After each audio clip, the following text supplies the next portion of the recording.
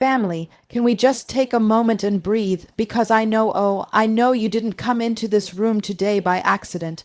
You didn't click, you didn't show up, you didn't lean in for no reason. See, somewhere deep inside, your spirit has been wrestling with the invisible weight of betrayal.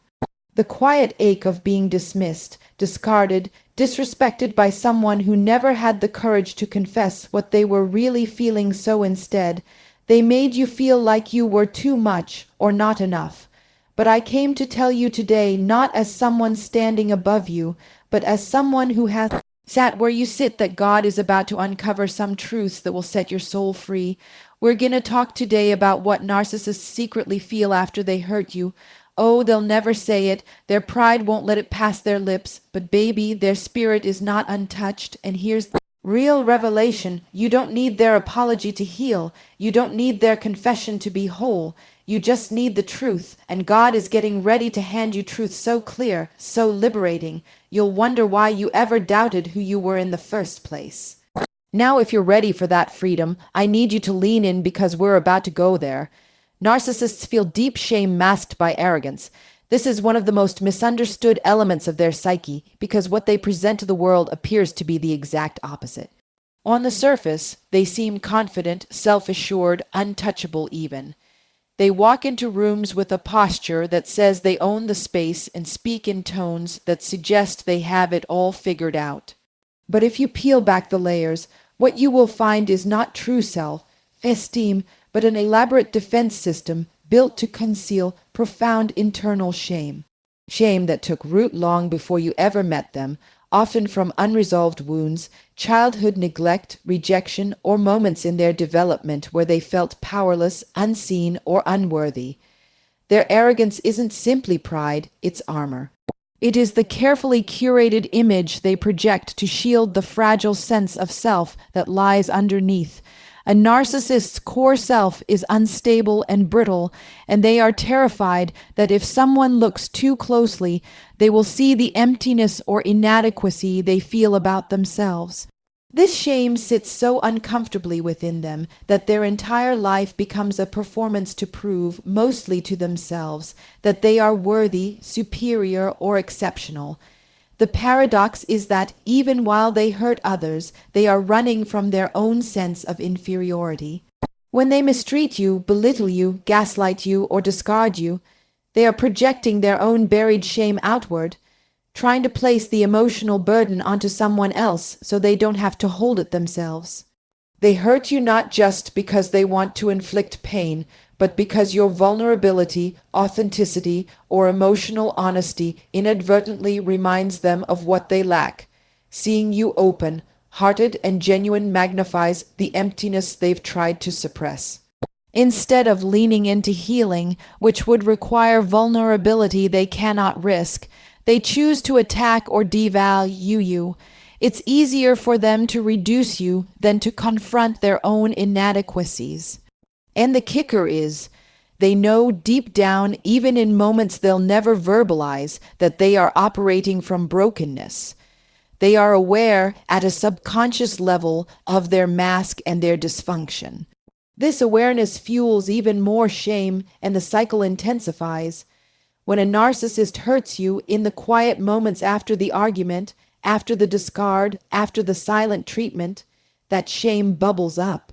They might suppress it quickly and replace it with blame, shifting thoughts like she was too sensitive or he provoked me. But for fleeting seconds, they feel a pang of self-disgust. However, because narcissists lack the internal tools to sit with or process that feeling healthily, they push it back down and return to arrogance. That arrogance looks like indifference, stonewalling, or moving on rapidly to a new source of validation. But don't be fooled. That hurried move to the next relationship, the next praise-filled environment, the next social media post flaunting how unbothered they are, those are desperate attempts to outrun the shame that gnaws at them when no one is looking. It's important to realize that their grandiosity is compensatory, not authentic. Their inflated ego is built on a shaky foundation that constantly needs reinforcement. That's why they react so defensively to criticism, why they can't handle being called out, and why they explode or withdraw when their flaws are exposed.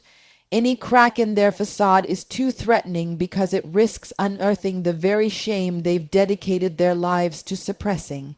The irony is that the people they target, empathic, kind, forgiving souls, are often the safest places where true healing could occur if the narcissist were willing. But instead of embracing that opportunity, they sabotage it, because getting close to someone who sees past their mask is terrifying. They would rather destroy the relationship than risk having their vulnerabilities laid bare. This inner dynamic explains why narcissists are so prone to envy. Your joy, your confidence, your ability to form genuine connections reminds them of the parts of themselves they lost or never developed. Their criticism of you is often a distorted reflection of their own insecurities. They accuse you of being self-centered when in fact they feel unimportant. They call you dramatic when they are overwhelmed by emotions they can't express.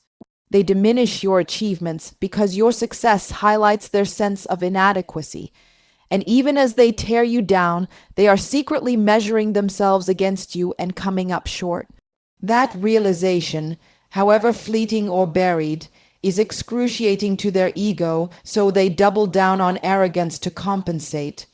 Over time, this pattern becomes so ingrained that even they cannot distinguish where the mask ends and the real self begins. Their shame doesn't vanish. It just gets layered over with more bravado, more manipulation, more false narratives designed to preserve their self-image. They may convince themselves that you deserved the mistreatment, that they were justified, that they are in control. But the truth is, control is the very thing they lack internally.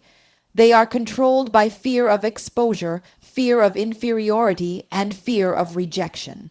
Their attempts to control others are just external manifestations of their internal chaos.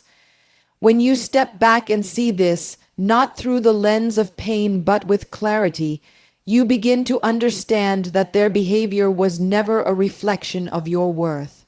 It was a reflection of their battle with shame. They wear arrogance like a mask not because they are stronger or better, but because they are terrified of anyone seeing them as weak, flawed, or broken.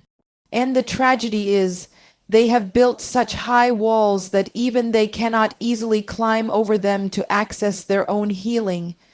They secretly crave your validation even after discard. While narcissists may act as if they have completely moved on, cut ties, or no longer care, beneath that surface lies an unyielding hunger for the very attention and affirmation they once received from you. This craving doesn't disappear simply because they have chosen to discard you or distance themselves. It lingers silently and stubbornly because their sense of self is not rooted in internal stability but external validation. From the very beginning of your interaction or relationship with them, they positioned you, whether knowingly or instinctively, as a supplier of their self-worth. You were the mirror reflecting back to them the image they wanted to see, desirable, admired, important, and superior. The validation you offered wasn't just through explicit compliments or overt praise. It was embedded in your forgiveness, your emotional labor, your willingness to try to understand them, your empathy when they played the victim, and your consistent engagement even when they were difficult. All of these were forms of validation that affirmed their existence and propped up their fragile self-esteem. Once you were in that dynamic, you became a critical part of the structure holding up their false self. So, even if they discarded you, be it through ghosting, explosive breakups, or sudden detachment, they didn't discard their dependency on what you represented to them.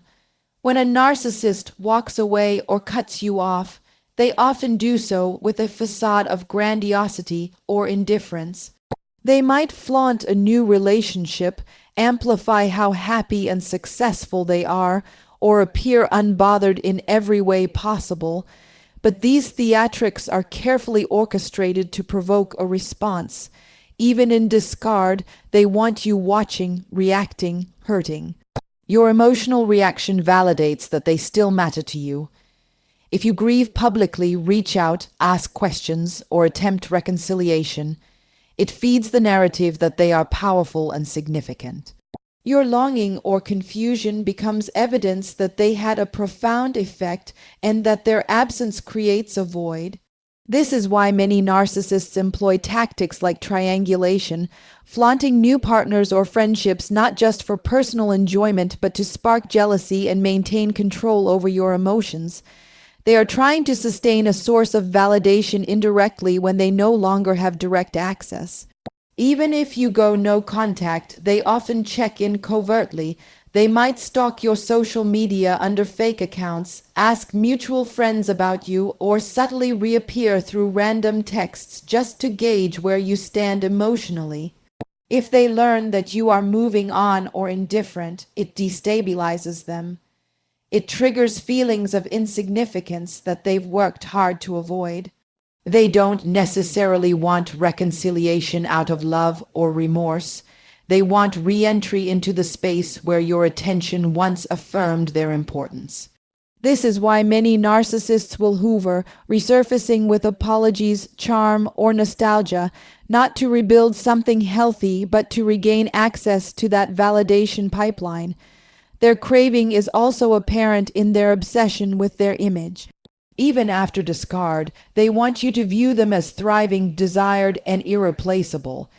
If they sense that you are unbothered or thriving without them, it creates cognitive dissonance they struggle to tolerate. They need to believe that their presence in your life was indispensable. Their sense of superiority depends on it.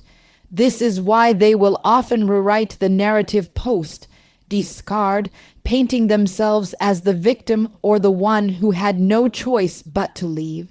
By controlling the story, they seek validation not just from you, but from outsiders who will affirm their version of events. What makes this dynamic so insidious is that their craving is relentless but hidden.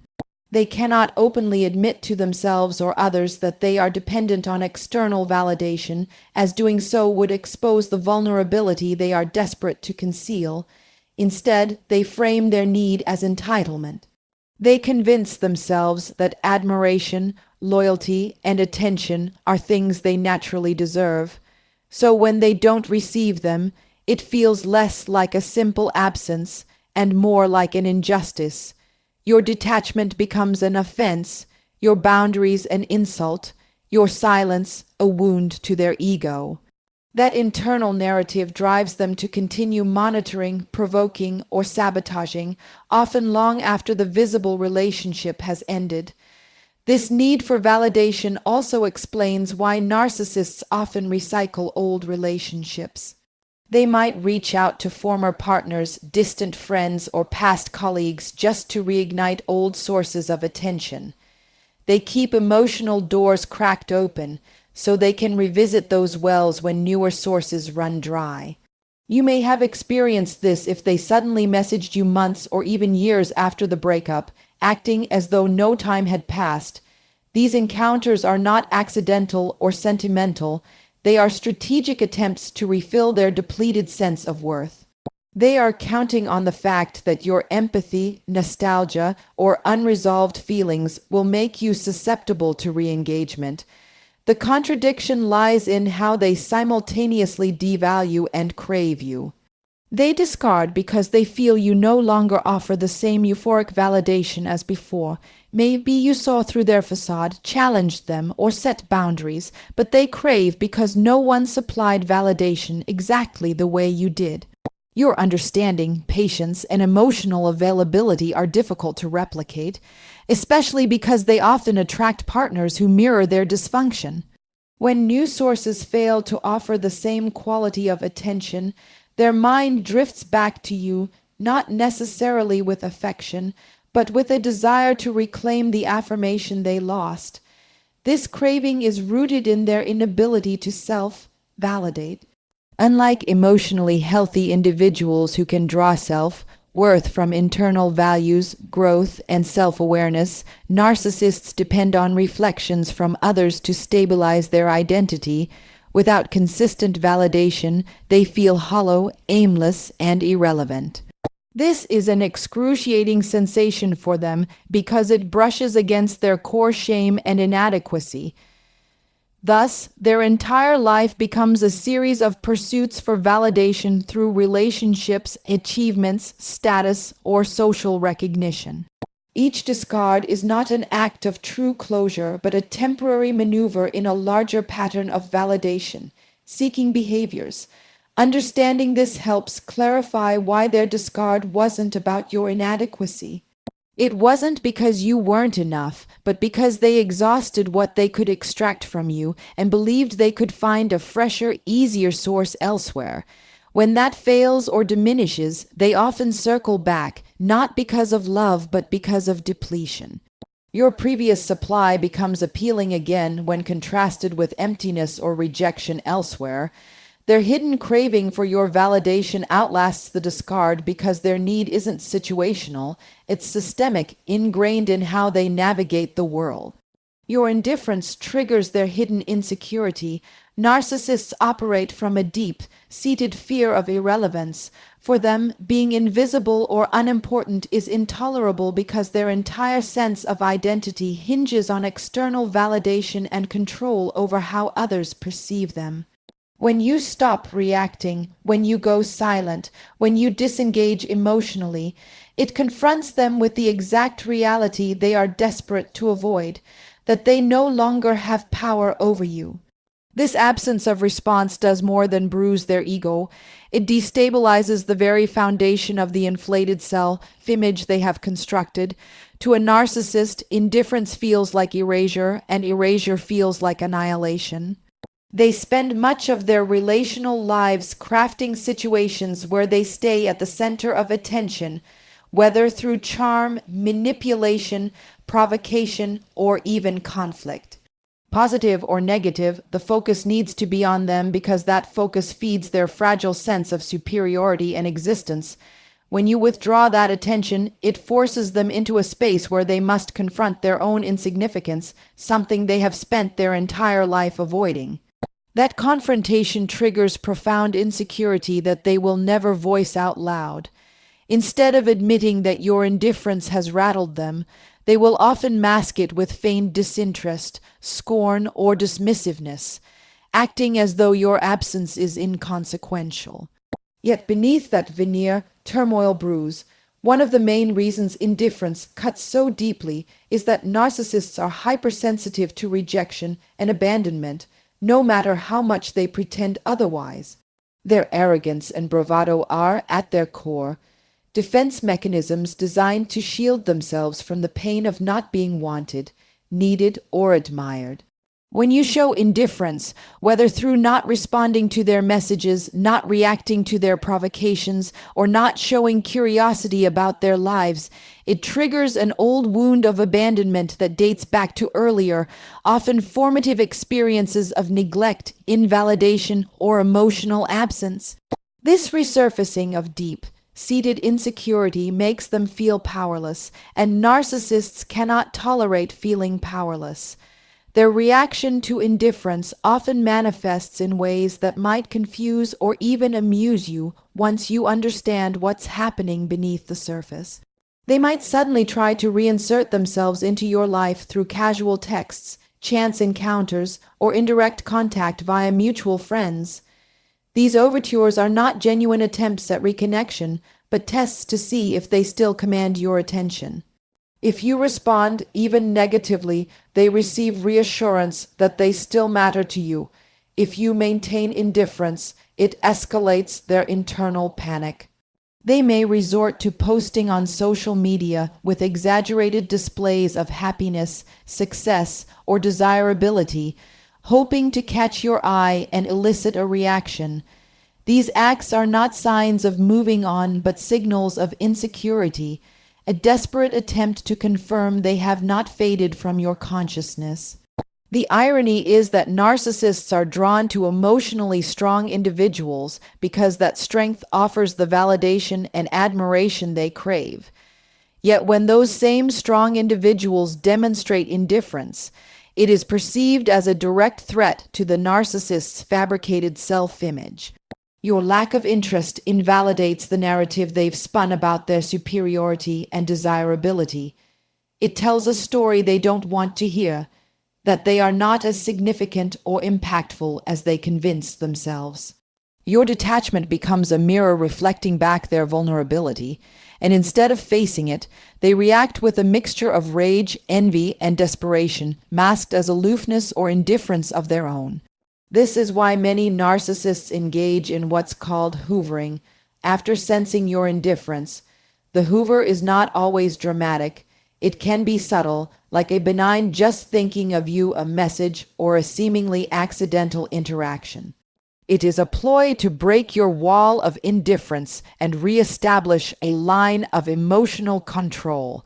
If successful, it restores their damaged ego and soothes their insecurity temporarily. But if you maintain your indifference, it compounds their anxiety and forces them to reckon with the possibility that they have truly lost their grip on you. That is a scenario they find almost unbearable because losing control equals losing identity. Your indifference also strips them of their ability to shape the narrative. Narcissists are masters at crafting stories where they are either the hero, the victim, or the one in control. Your silence or non-participation removes their ability to manipulate the situation. They cannot argue with silence. They cannot twist words you haven't spoken. They cannot control a narrative that you've refused to be part of.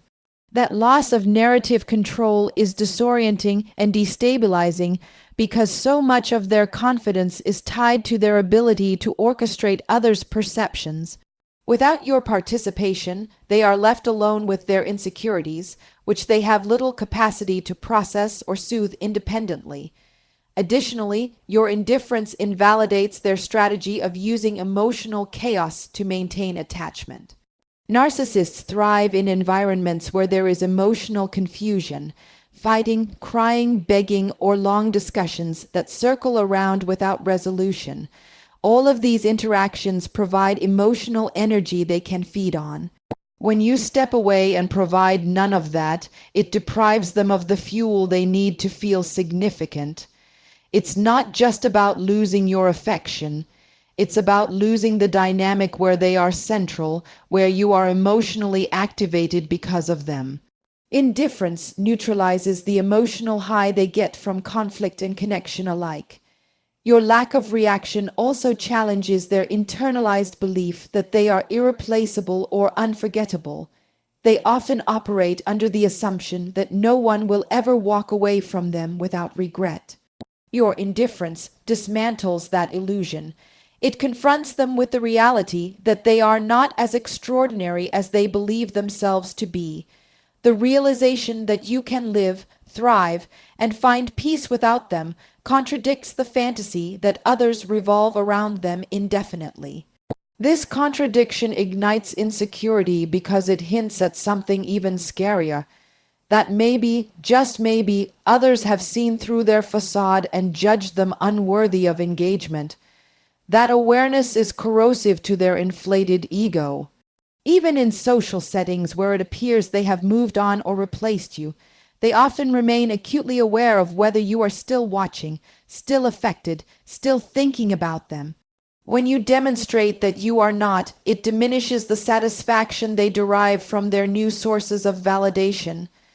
They cannot fully enjoy the admiration of others if they know that you, someone who once valued them, have ceased to care. Your detachment becomes a form of silent empowerment that reverberates far louder than any confrontation or emotional plea ever could. The longer your indifference persists, the more it destabilizes their inner equilibrium. They may cycle between attempts to provoke you and periods of complete withdrawal out of frustration and defeat.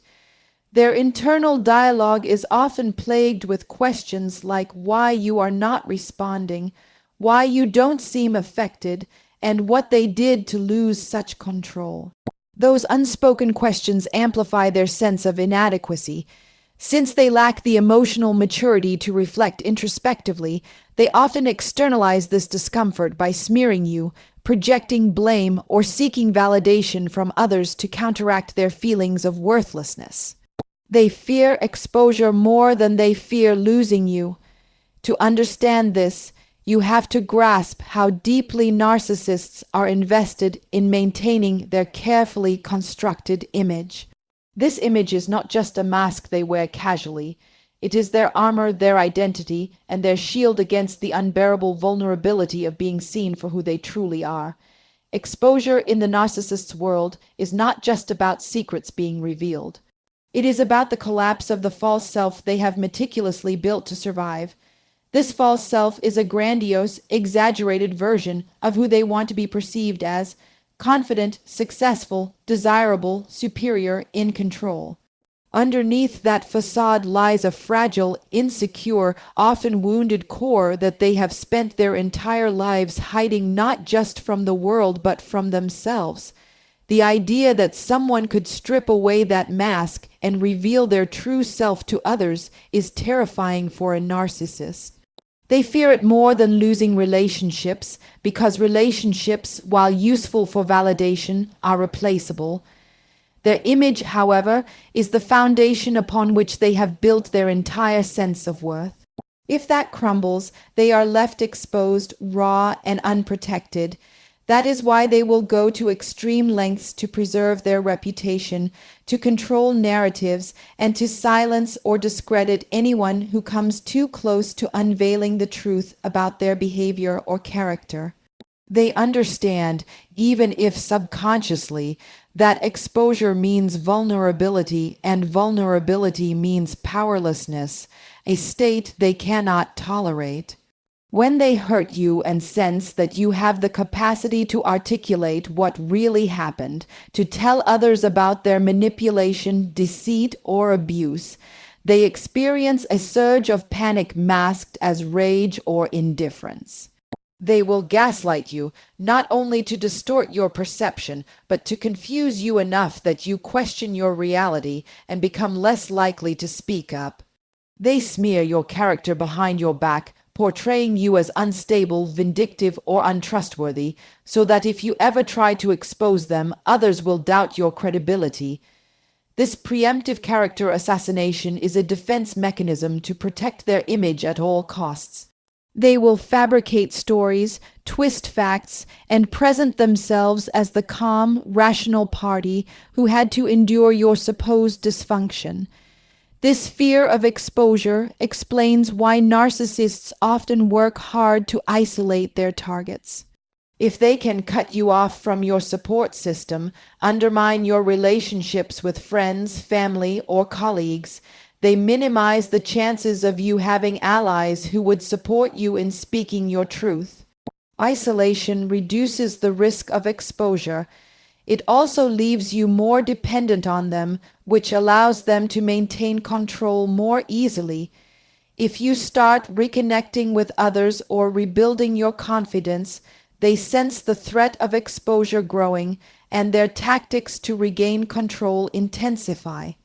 Narcissists also engage in image management relentlessly, often presenting themselves as paragons of virtue, community leaders, devoted partners, or model employees. The greater the disparity between their public persona and their private behavior, the more they fear exposure. Because if the truth were to come out, the fall from grace would be devastating.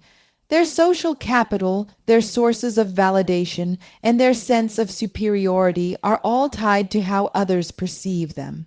That is why even after discarding you, they may monitor you closely, engage in smear campaigns, or provoke you subtly, to ensure you remain too destabilized or exhausted to reveal the truth clearly and coherently.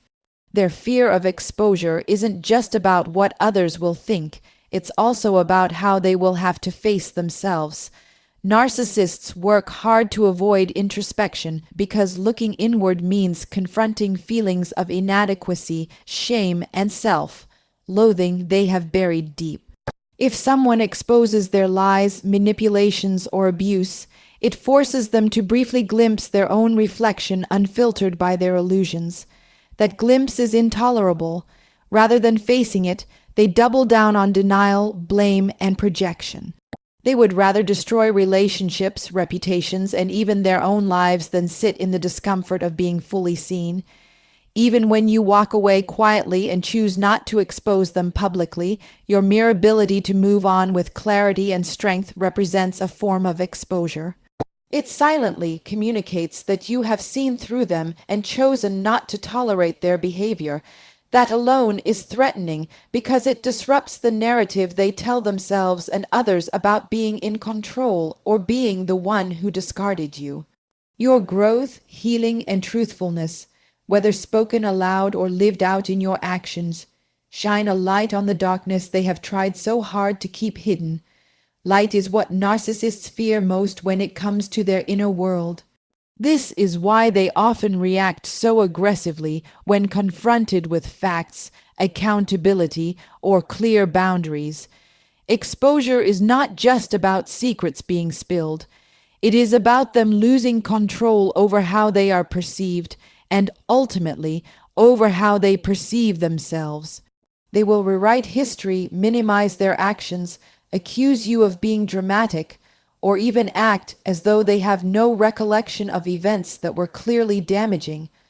All of this is an effort to erase any evidence that could lead to exposure. The possibility that others might see through their act is an existential threat to their ego. Their fear of exposure also makes them selective about who they target. They often choose people who are empathetic, forgiving, and reluctant to cause conflict. Such individuals are less likely to expose them outright. However, when those individuals finally awaken to the abuse and begin reclaiming their power, the narcissist's behavior can escalate dramatically. They may cycle between hoovering and aggression, desperately trying to either pull you back under control or discredit you entirely before you can speak out. This frantic oscillation is not about love or attachment. It is about risk management. They are calculating how to best protect their image while neutralizing the threat of exposure. It is important to understand that their fear of exposure is lifelong. Even if they appear to have moved on, even if they seem unbothered or triumphant, the anxiety about someone, somewhere holding the truth about them remains. That is why they often keep tabs on past partners, colleagues, or friends. They are monitoring for signs that someone might reveal what lies behind the mask. Their relationships are transactional not just for validation, but also for security, to ensure that no one holds too much evidence or too much clarity about who they really are. Understanding this dynamic allows you to see their actions not as signs of invincibility, but as evidence of deep, paralyzing insecurity. Their aggressive, controlling, or manipulative behaviors post-discard are not indicators of strength or indifference, but of panic about exposure. They fear being unmasked far more than they fear losing you because in their world, people are interchangeable sources of supply. Their image, however, is singular and irreplaceable. Losing that would mean confronting the emptiness they have spent a lifetime avoiding.